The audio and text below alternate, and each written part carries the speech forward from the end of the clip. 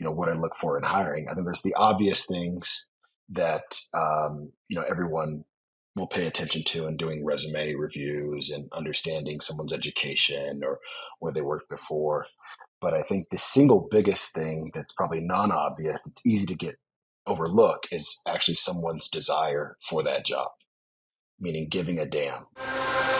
You're asking yourself, why am I doing this? Smart people would know how to use all these different tools. They Start with something small. You'll never get your entire organization if you don't pull off operations. Don't give up. It can be as small as that. I think you guys are going to have our last today. Welcome, everybody, to the Delegate That podcast show, where we discuss the art and the science of delegation, business management, and leadership. And today, we have a good friend. He's a comedian in his free time. I'm joking, and he's a phenomenal human being and business mind. So with that, his name is Jonathan Graham, and he worked for Netflix for a couple of years as product manager and at Apple for 5 years, as well as senior product manager. And he even declined an offer from Uber and LinkedIn. So he's a rock star. And with that, Jonathan, thank you for joining the podcast. And if you can share a little bit about your background, that would be amazing. Thank you so much for having me. It's a pleasure, Marcio. And as you mentioned, I spent the last decade plus in Silicon Valley, working at companies like you mentioned, at Netflix and Apple in product roles, and previously worked at venture-backed startups. Originally studied electrical and computer engineering in school, so I'm a nerd, self-identify as a nerd, but I'm also a person who has a big personality, an extrovert, and it is true that I have performed stand-up comedy as an amateur stand-up comedian. Yes. Amazing. So I'm not lying. That's great. Love that, man. And well, the first question is actually the reason you and I connected was over some hiring questions that I had. And so what are the key things you look for when you are hiring someone? So just to give it a little bit more context, what ended up happening in my career, I worked at a VC-backed startup. It was a big data company called Sift. It was raised a significant amount of money, about $75 million worth of VC. I joined as the fourth employee, and it grew to about 200 employees. And so I was one of the only I was the only non-executive that had a recurring meeting with the CEO. He was a mentor to me. I learned a lot from him. And as part of that, I ended up being on a lot of interview panels. So obviously, on that ascent, working at fast-growing companies, I then joined Netflix after an entrepreneurial start that ended up failing. But I ended up going to Netflix, and I joined when it was about 3,000 people. And when I left, it was around 10,000. So there's a lot of people there. And in the role of a product manager, you work with engineering, you work with design, you work with analytics, you work with a lot of different teams. So because I was cross-functional and I was at these fast-paced, fast-growing companies, I ended up being on a lot of interview panels. And I just generally enjoy meeting people. I generally enjoy talking to people, hiring, and that type of stuff. And then at Apple, I worked on Siri and the AI ML division, and that was a huge hiring spree there as well during that time, and was on a number of panels there. So in addition to that, I also was invested in probably about $70 million, a little over $70 million in commercial real estate, and was significantly involved in hiring and building out teams there. And so what happened was that first company, Sift, that I worked at, although they raised a bunch of money and had a lot of great tier one investors and had a lot of promising signs of success, the company ultimately ended up being sold for basically pennies on the dollar. And one of the opportunities that I had to see was when decisions work out well and when decisions don't work out well. Meaning, the time that I worked at Sift, I saw a number of different decisions and how they were made. And then obviously working at Netflix, which is one of the most successful companies, incredible leaders there. And so that juxtaposition helped me really understand the value of hiring, the role that talent plays. I think in some industries it matters more than others, but particularly in technology, where you are in the creative business, you want to have the best and the brightest, and you recruit from all over the world. You have a different approach to thinking about talent versus a business that is much more process driven or systems driven, asset based driven. in terms of how it delivers value. So that's the background context that I want to share before answering your question of what I look for in hiring. I think there's the obvious things that everyone will pay attention to in doing resume reviews and understanding someone's education or where they worked before. But I think the single biggest thing that's probably non-obvious, that's easy to get overlooked, is actually someone's desire for that job, meaning giving a damn. And this is something I've told you as well a number of times. There's no substitute for giving a damn. And there's actually a mentor and friend of mine who's a venture capitalist, who was telling me about one of the companies that he was on the board of, an investor in. And this is one of the observations that he had of, it's very easy. And I actually give a talk about this, about vanity metrics. So FYI, if that term's not familiar, vanity metrics is something that sounds good, but it doesn't really mean a whole lot when it comes to delivering an outcome. So if we were talking about a venture capital based backed company, a vanity metric is how much the company has raised, who the investors are. These are all high level proxies for success, but they are not success themselves. It doesn't mean the company is profitable. Doesn't mean you have a really great team. Those are vanity metrics. How many downloads an app has? Vanity metrics. Profit, retention, those are much better sanity metrics. So I saw the role. It's very easy that people, because human beings, we as humans by default have a desire to preserve energy for just evolutionary perspectives, and so we rely on shortcuts. It's easy to outsource our thinking.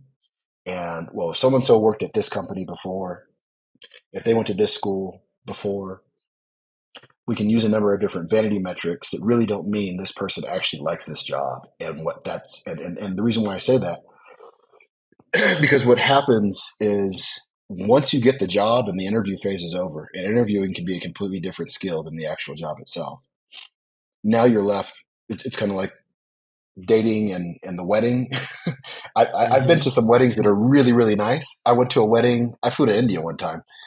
I went to a wedding that I will jokingly say the wedding lasted longer than the marriage. Okay. Oh, this jeez. the wedding was about 5 days. It was incredible. There's an elephant, there was thousands of people there, but the marriage didn't last, more than a year and a half. The point is, the vanity metric is how much you spent on the wedding and who's all the attendees and all that other stuff. The sanity metric is like the quality of their actual relationship. And there's not necessarily always a strong correlation there. I would actually argue, based on my limited subset of some of these weddings that I have gone to, in Lake Tahoe, in Napa, these are all $100,000 plus weddings at golf courses, et cetera. And, the hit rate, probably 50%, 50, 60%, after within 5 years. So that's the moral of the story, is that when hiring, the number one thing to look for is to give a damn. Does this person really care for this job? Is it really aligned with their personality? I know that you're a fan of, using certain surveys and tools for measuring and understanding someone at a different level, more quantitatively and scientifically. And I totally agree that someone's personality, their default who they are, should align with the core fit for the job. But does this person want to be here? Do they really like this thing? The degree to which you can think about something in the shower because it naturally is curious for you, right? There's a loop that's open and I want to solve it. It's not because you're paying me more. It's not because someone asked me to do this for promotion, but it's generally, I like to solve puzzles, and you put me in a piece of a puzzle solver and I can't go to sleep without thinking about this thing. And I think of different ideas at night, and I think of things that I'm going to send an email in the morning. Those things are going to come out from a person who really cares, and it's really something that's aligned with them. And basically, that's the most simplest way of saying that is, does this person give a damn about it? You can have the fanciest degree, work at have 10 years of industry experience in a role, but it's not actually what you really love. And there's a lot of anecdotal, sayings around this. Steve Jobs says, to be great at anything, you really got to do work that you love, because the reason why is because it's going to get tough. There's going to be plenty of opportunities to give up.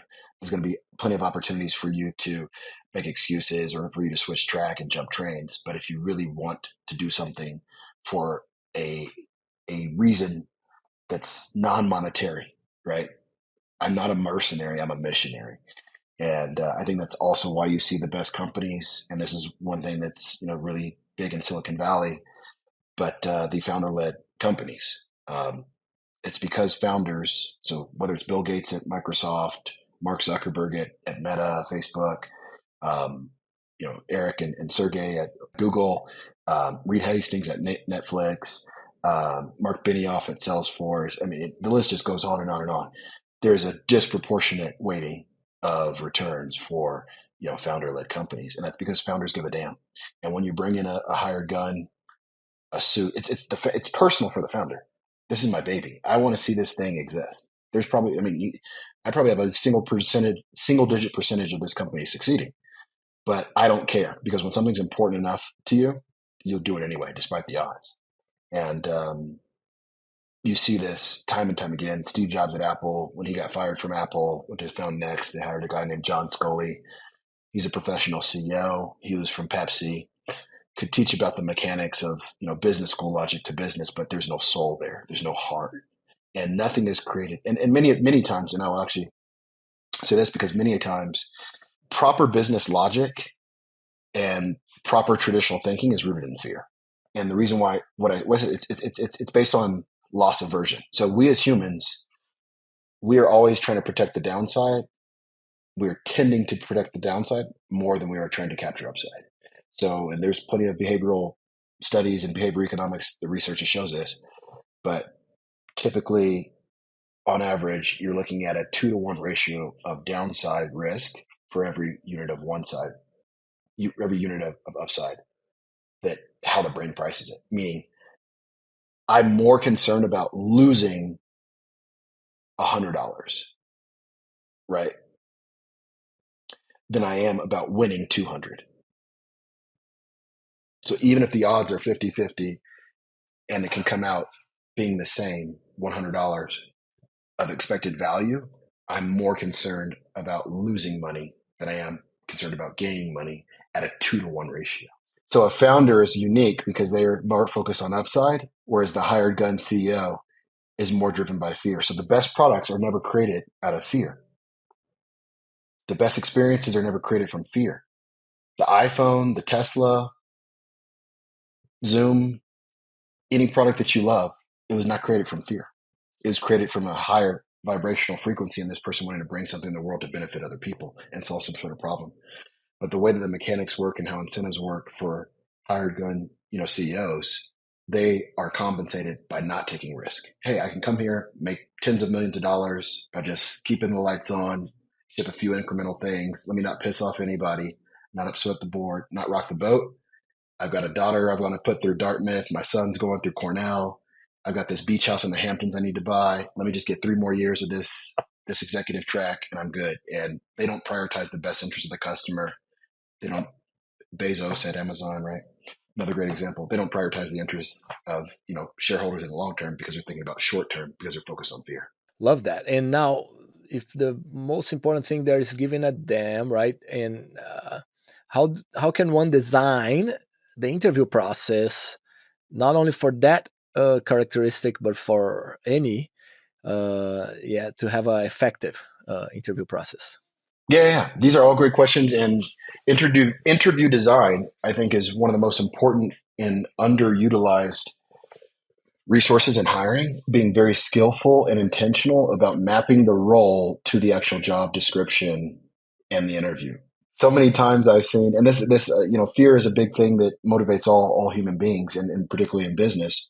One of the things that I've observed is not being honest and telling the truth in the job description.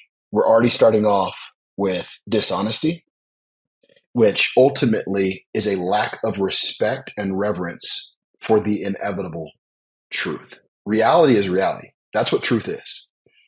Whether or not I want to recognize that gravity exists or not is irrelevant to whether or not I'm going to experience and have to interact with gravity. The sooner that the more quickly you're able to align and recognize and honor truth, particularly the most uncomfortable ones, the better.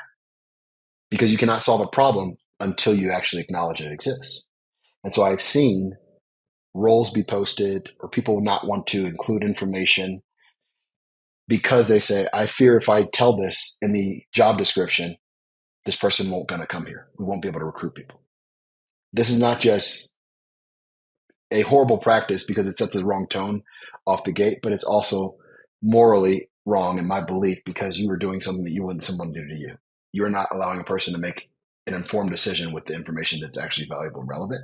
And ultimately everything comes out in the wash.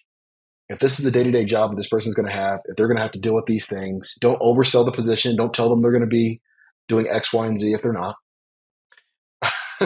um, if you know they're going to have certain, if you know that they're going to need to work weekends during certain times, let them know up front. These are just basic things of decency that I see have being taken out of there. And so the point to answer your question is to design a great interview is to understand what the job actually is. So really understand and don't lie to yourself. Don't, tell other people things that they want to hear, but they need to hear. I've always been a fan of telling people when they interview, my job is not to make sure that you have a good impression. My job's not to make sure you have a bad impression. I want you to walk away with an accurate impression. And so based on what's materially represented on the website, what we disclose to you during the interview process, if we were to talk in 90 days, there should be nothing that's a surprise to you or that you did not feel that you were set up for success.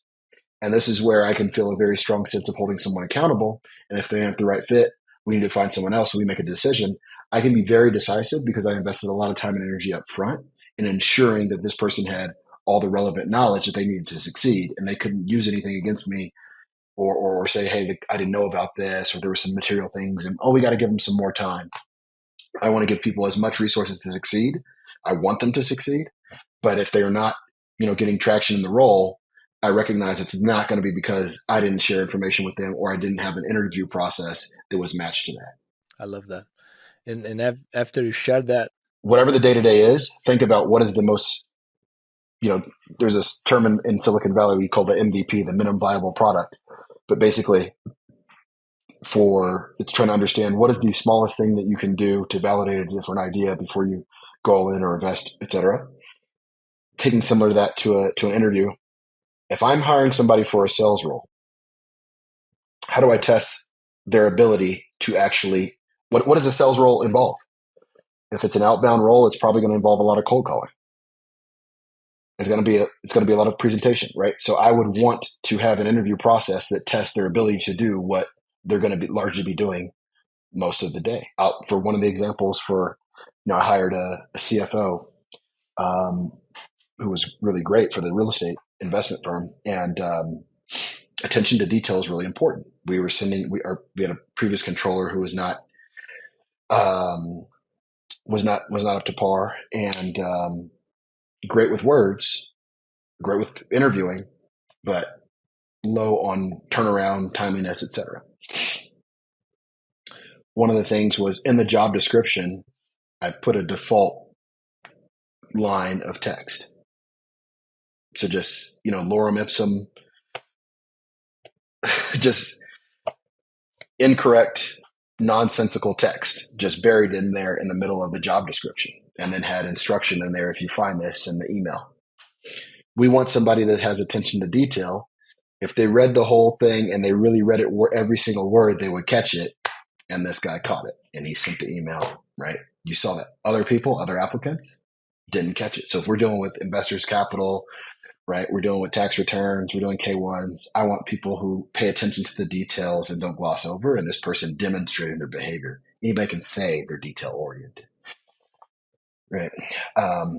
Another thing was with this person before they came on full time, we did a limited engagement. So let's just see how well we work together. So before they came on full time, we said, can we hire you as a contractor? We think you're really good. You passed this interview process, but let's measure twice before we cut once. Can we give you a limited amount of, stuff, still protect, our information or whatever, but give this to you. Can you work on that? Saw how well timeliness, thoroughness, thoughtfulness, questions they ask. Cool. 2 thumbs up. something that we copied basically from Silicon Valley as well was a document that a COO wrote, and anyone can adapt, but it's basically working with you, right? So work with Marcio, work with Jonathan, and I sent you that one that we have. But basically, to share with the audience is It's like 1 or 2 pages, like the good, the bad, and the ugly. So in my case, I'm high sense of urgency guy. So that means that's the nice way of saying impatient. so so that's something that we share. I share with anyone that's gonna work with me beforehand that document. But it's really useful because people can learn about you now instead of 3 to 6 months. So they can save so much time and decide, like you said, decide if it's a good thing for them. Yes, and this goes back. So the whole through line, I want to walk away, or maybe you'll subtitle the episode, but is about the importance of truth, because what you're talking about is creating a document that basically says working with Marcio or working with Jonathan that you would now provide to anybody who's going to be working with you, joining your team. You can only do that if you're self-aware. And what is the stat? Only 15% of people are self-aware. Right. So this is, and I believe self-awareness is a skill. I believe that you can increase it. There's a number of different things you can do to become more self-aware, but it requires courage to ask for opinions from people that make less money than you, that report to you, that you may not want to hear what they have to say. You may not want to see yourself the same way that other people see you, because we have a different opinion of ourselves, and it may be damaging to our ego. But ultimately, that objective truth, that understanding of what is actually true, what's real, is that this is who I am. These are my flaws. These are my strengths. And I'm okay with someone else knowing these things about me. And because everything, as I mentioned, comes out in the wash. Once we're going to be working together, if you are impatient, you have this high sense of urgency to not tell me that doesn't help me out. If I don't know that you want something ASAP, or at least, hey, here are the type of things that you want to have ASAP.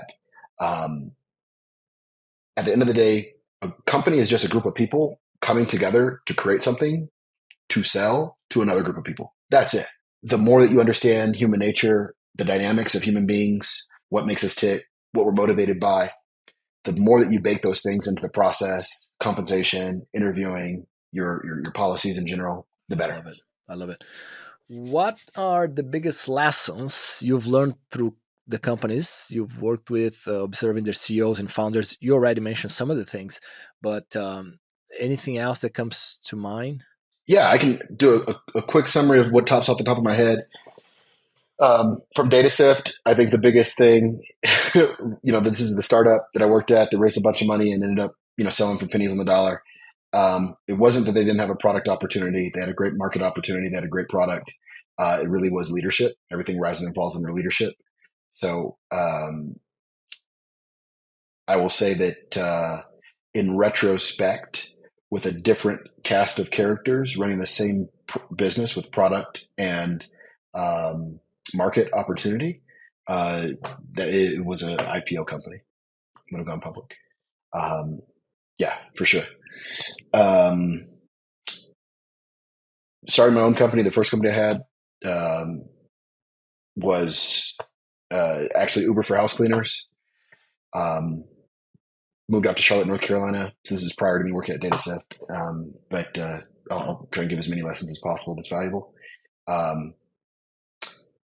That was not a business that was going to work out anyway, but timing does matter, and execution, matters. But ultimately, I moved to Charlotte, North Carolina, second largest banking city after New York. Launched that in 2008, and the great financial crisis. No one needed a house cleaner, especially not in a large banking city where everyone was laid off. Timing matters. The other company I had was a mobile app for capturing survey data from brick and mortar chains. So we removed a lot of the friction in the process to capture higher quality and higher quantity data for customer experience. So you go to Walmart, you go to Home Depot, Walgreens, there's a survey that they will want you to complete that helps them with measuring the quality of the experience, which uses a proxy for measuring the store management, helps them answer questions about stores with similar footprints and different sales volumes, etc.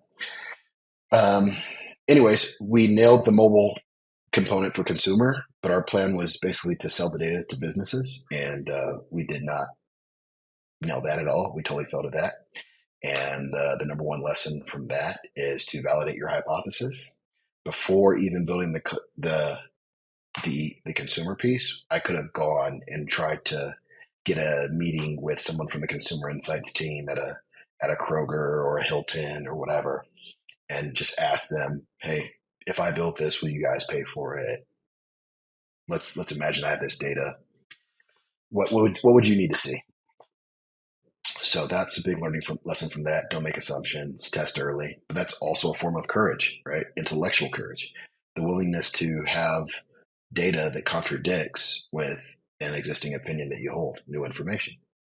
Um, it takes courage to admit, hey, the idea that I got excited about and the business that I wanted to build, this may not actually be the thing that actually works. And I've got to put my ego aside and separate the two.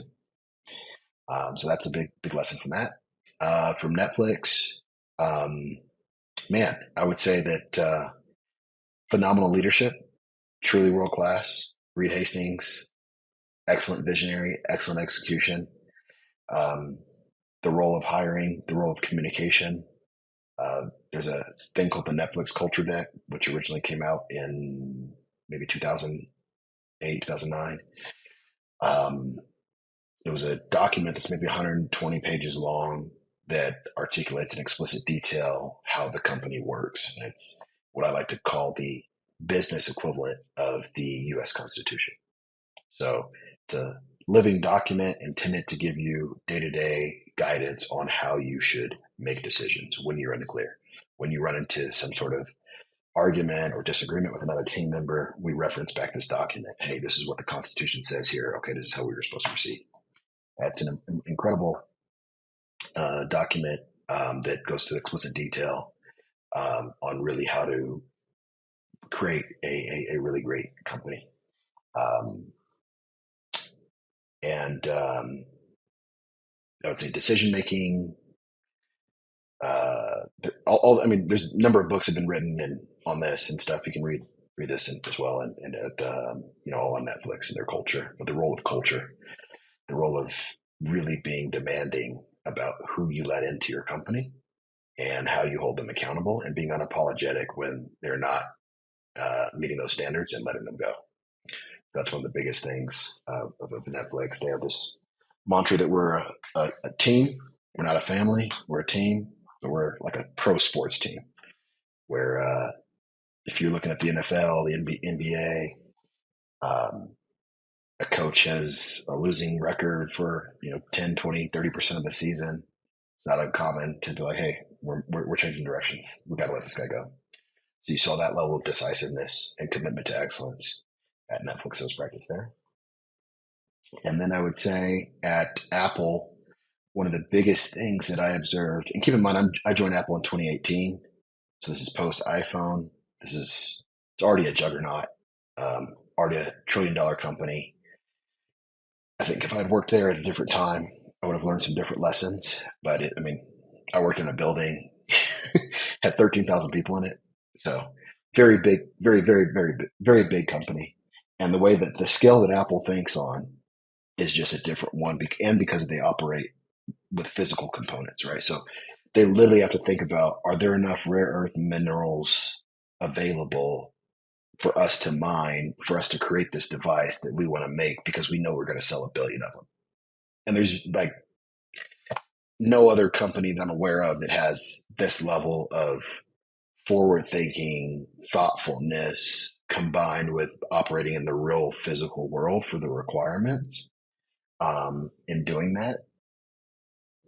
For me, that maybe Amazon with the warehouses and what they do probably would be a close second.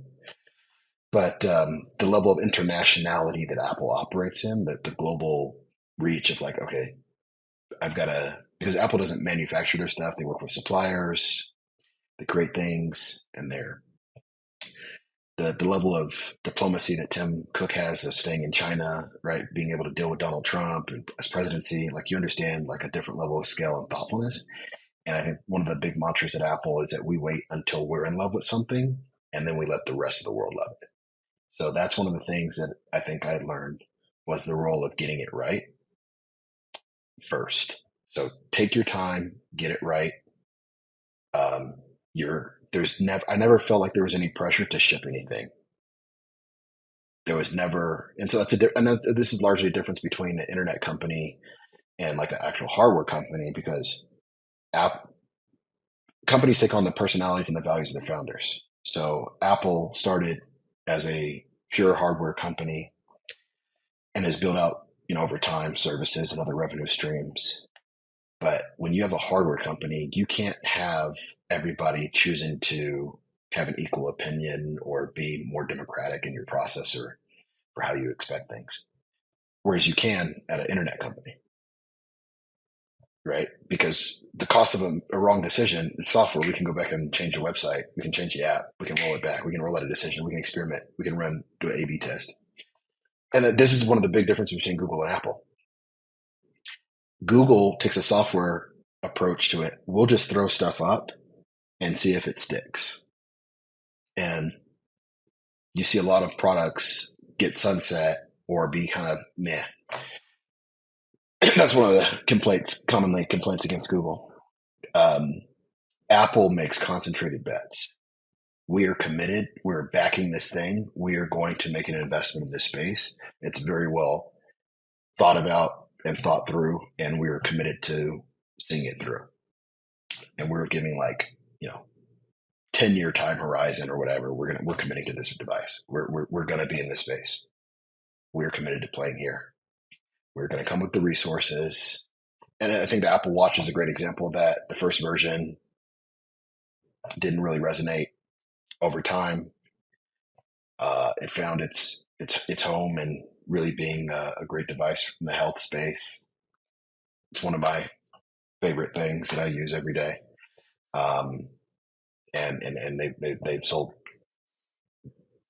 a bunch of them, right? And very successful product. But Google didn't take a similar approach, right? If you look at Pebble or Fitbit, right? Google's Health, they bought that. They're not going to make the same level of investment in no, we're going to make this thing world class. We're going to really invest in this thing. We'll give some resources, see if it takes off, and if it doesn't, immediately commit. Okay, it's okay. So I think the takeaway from Apple is being patient, finding something that's worth really betting big on, and then when you do, commit. Amazing experience there, man.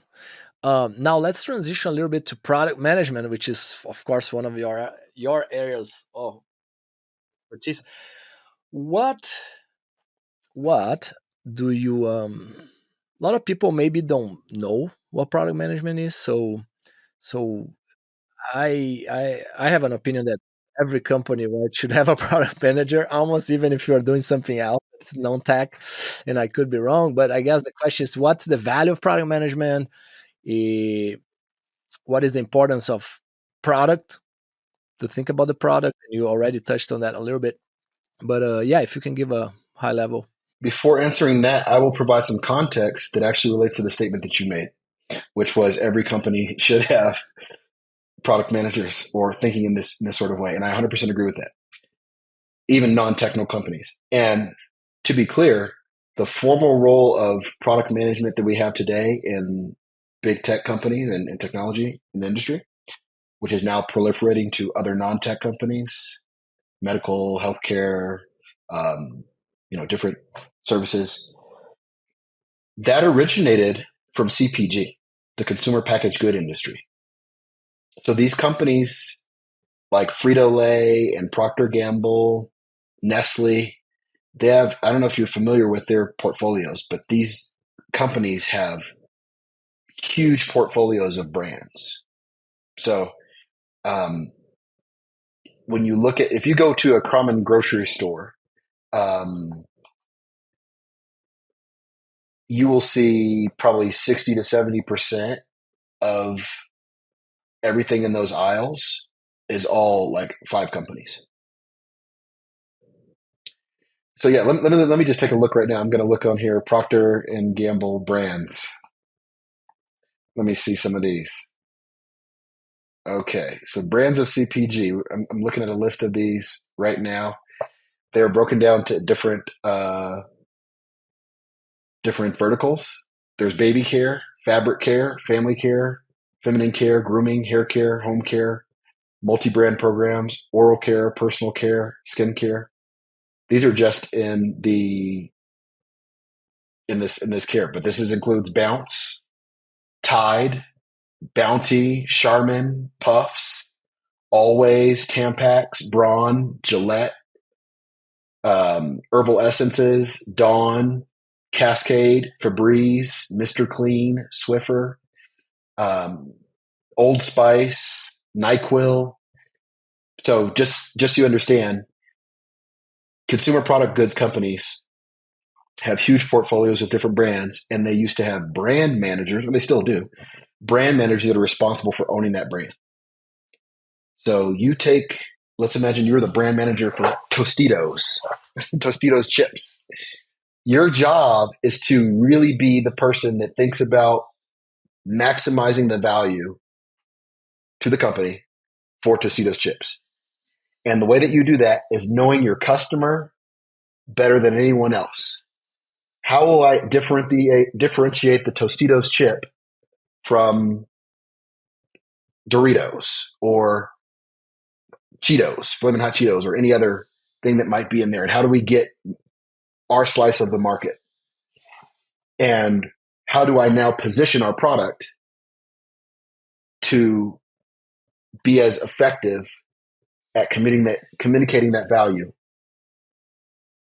to the customer? And running different experiments, different marketing tests, i.e. in-store promotions. Cool, we're going to send people to the stores and hand out, here's our new chili lime, here's our hot Brazilian barbecue flavored chip or whatever. And we're going to see how this does in the Florida market or whatever. But you're making these decisions on how do we grow the Tostitos brand based on the product. And maybe we can add it. I can work with the food science people, the chemists, to add different flavors. I can work on coloring. I can think on packaging. I can work with different supply chain engineers.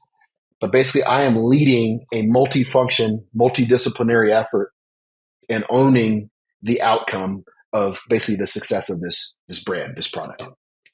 So that is where the initial product management came from, was brand management and CPG. Software originally, was made, we call it box software, which is actually, used to buy a CD or a diskette of Microsoft or Adobe, and they would put it in a box. You could buy it. I mean, you can still, I think some places still buy it. Most of it's over the cloud now, but you could still buy a physical box and you would take it home.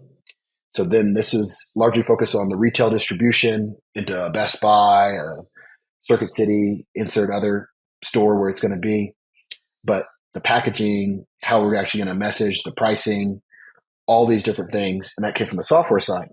But software never had that traditional role. And so it was just engineers building stuff, and they were making assumptions about what people wanted to buy and how it was going to work. And you saw huge investments lead to massive, failures, meaning the product did not get traction in the market like the business that launched it thought it was going to have. And ultimately, there was a great financial, disappointment, underwhelming results that were achieved. So the product management role got adopted in tech largely because of people building things that other people didn't want. So the product manager's job, if I put it in 3 days, there's typically 3 core roles in tech product management that work together. Number 1 is the product manager, 2 is engineering, and 3rd is design. And this is a crude oversimplification, but this is directionally correct. Product's job is to build the thing. Excuse me. Product's job is to build the right thing.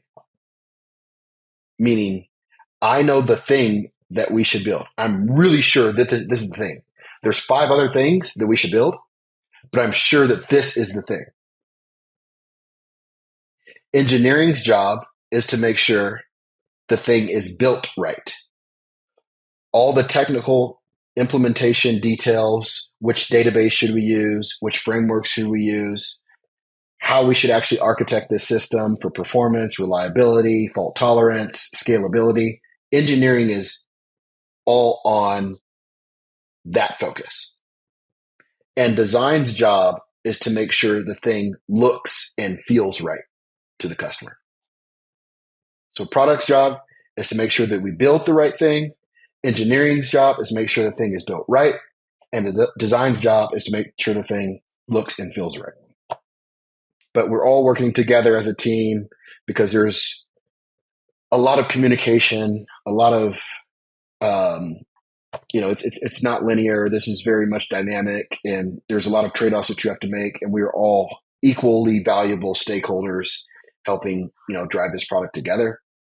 But that is ultimately, in essence, how tech product management works in 2024. Anything you want to add about product before we touch a little bit on your current company that you are building? I think that I had no idea how applicable product management would be, product thinking would be for my life, just not in business, but in life overall. The main role of a product manager is to coordinate, different resources, meaning human resources, and deliver the most optimal value, to the business in the shortest amount of time, with the highest degree of certainty. So you're doing a lot of prioritization, a lot of communication, a lot of delegation.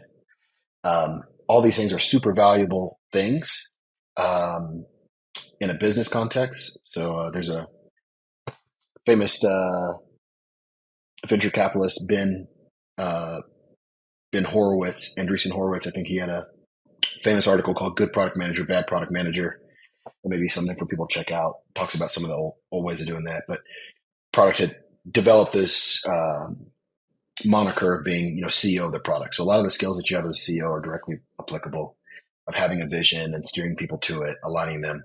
You're not the person necessarily doing all the day-to-day work at the lowest levels, but you are responsible for the overall outcome and bringing people together to achieve that. That I would also say has helped me, has changed how I showed up personally, because even as a friend or a brother, husband, whatever, being able to think about the user experience. So the best products win because they put the customer first. And so creating, one of the things they talk about, one of the most important skills for product manager is empathy. You can think of a physical product like this rubber chicken. You can think of an iOS app as a product. Even in Congress, even in political sense, I would look at senators as effectively playing the role of a product manager, and the product is the policy that they pass. When you're campaigning, the reason why people are tending to vote for you or not, if you've been in office and they don't want to reelect you, is because the product that you gave them didn't consider their needs. And so there was a disconnect between the policies that you passed and promoted and what the populace actually wanted.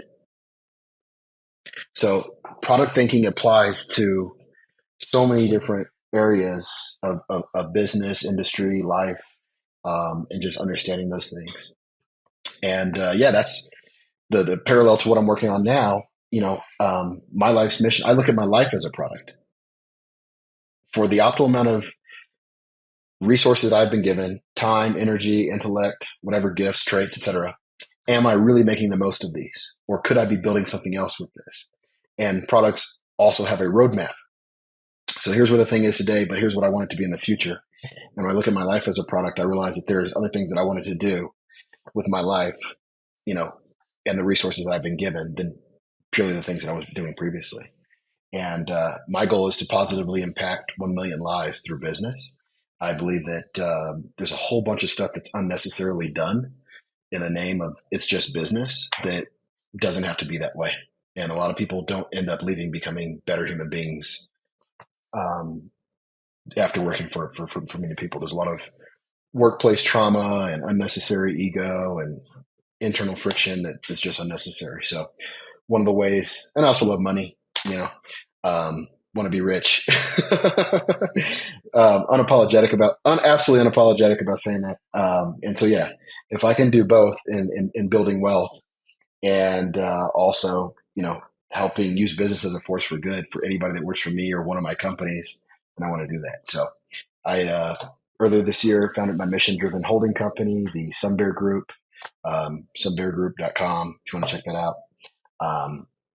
This is my multi-decade vision of using business as a force for good and basically acquiring companies and having a different way of treating people at work so that they go on and become their highest and best selves. And you look at their own lives like products and maximize, the resources that they have for impact.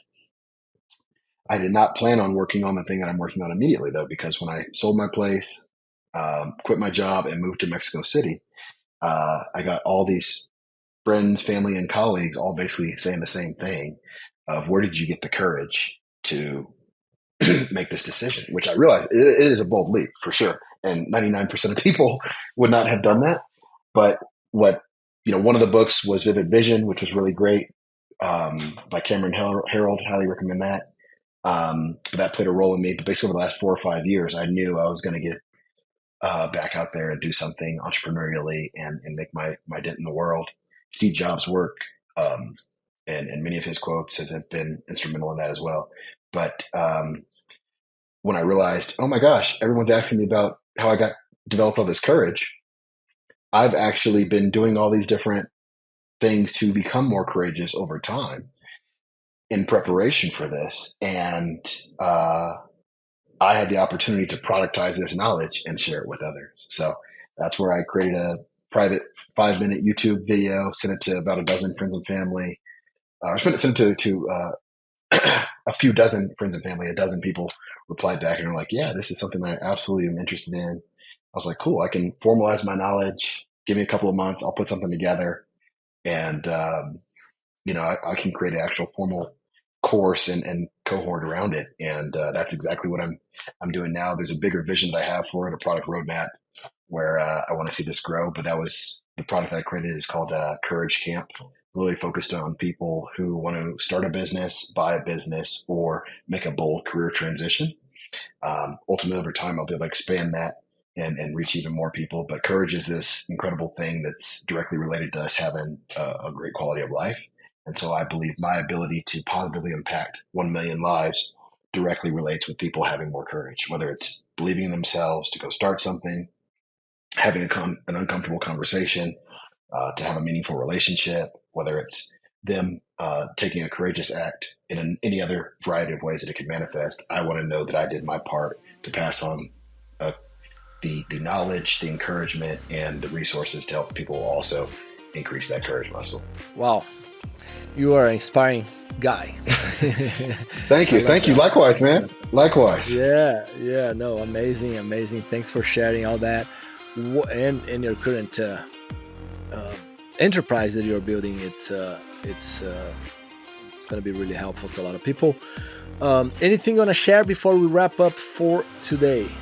No, it's been a pleasure. Thank you so much.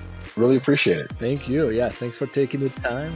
Yeah, anyone, and anybody who ever listens to this wants to reach out, yeah, you can find me. I'm Jonathan A. Graham. I'm sure Marcio will have the links in show notes and all that good stuff. Yes, you are. What platform do you use the most? Focus primarily on LinkedIn right now. LinkedIn. Awesome. All right. Thanks so much, my friend.